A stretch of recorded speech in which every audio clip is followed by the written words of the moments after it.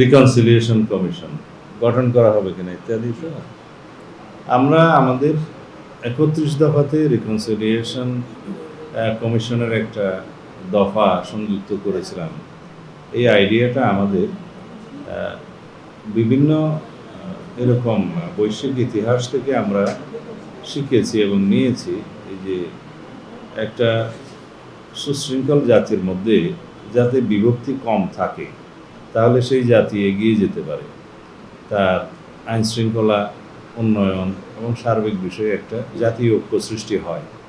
তো সেই জন্য বৃহত্তর জাতীয় ঐক্য সৃষ্টির লক্ষ্যে আমরা তখনই একটা ৩১ দফার মধ্যে একটা দফা রেখেছিলাম যে আমরা ভবিষ্যতে একটা রিকনসিলিয়েশন কমিশন গঠন করার উদ্যোগ নেব। সেই জায়গাতে আমরা এখনও আছি, কিন্তু সেটা এখনই করা হবে কিনা এই বিষয়টা আমরা বিবেচনায় রাখিনি, কারণ আমাদের প্রায়োরিটির মধ্যে আরও অনেক কাজ আছে।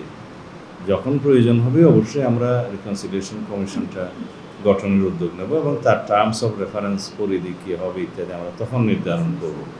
ধন্যবাদ আপনাকে। এটা সত্য যে আমরা সামনে যে পাসপোর্টগুলো ইস্যু করা হবে সেই পাসপোর্টে আমরা আগের মতোই অ্যাকসেপ্ট ইসরায়েল শব্দটা যুক্ত করব।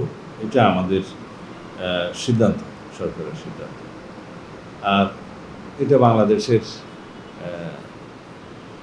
গণমানুষের চাহিদাও বটে।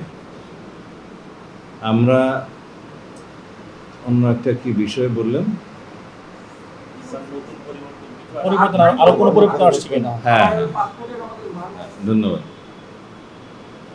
পাসপোর্টে আরও বিভিন্ন বিষয় যেগুলো ভিসা পেজ থাকে আর কি, ওগুলোর মধ্যে বিগত ফ্যাসিবাদী সরকারের সময়ে একটা ব্যক্তিতান্ত্রিক চর্চা আমরা লক্ষ্য করেছি, যেটা বাংলাদেশের অধিকাংশ জনগণের এবং এদেশের কালচারকে প্রতিনিধিত্ব করে না। সেই ক্ষেত্রে আমরা এটাকে বাংলাদেশের মানুষের চাহিদা অনুসারে সাজানোর চেষ্টা করেছি। যেমন আমরা ভবিষ্যতে মুদ্রার মধ্যে আপনারা বীর শ্রেষ্ঠদের চেহারা দেখতে পাবেন, এটা অবশ্য অর্থ মন্ত্রণালয়। একইভাবে আমরা পাসপোর্টে যেমন জাতীয় স্মৃতিসৌধকে ধারণ করতে চাই, আমাদের ঐতিহ্য হিসাবে আরও অনেক বিষয় আছে, যেমন আমরা টাঙ্গুয়ার হাওর, তারপরে কক্সবাজারের সমুদ্র সৈকতকে নৈর্ব্যক্তিকভাবে মানে নির্মোহভাবে আমরা উপস্থাপন করতে চাই।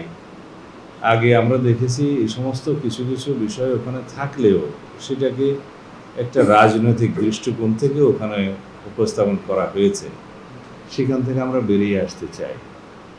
আমরা এমন কিছু ছবি ওখানে ধারণ করব ইনশাআল্লাহ। সব কিছুই আমার, যেহেতু প্রশ্নটা এখনই প্রম্পটলি করা হয়েছে, সব কিছু আমাকে যদি আগে দিয়ে যেতাম আরও তথ্য দিয়ে আপনাদের সাথে কথা বলতে পারতাম।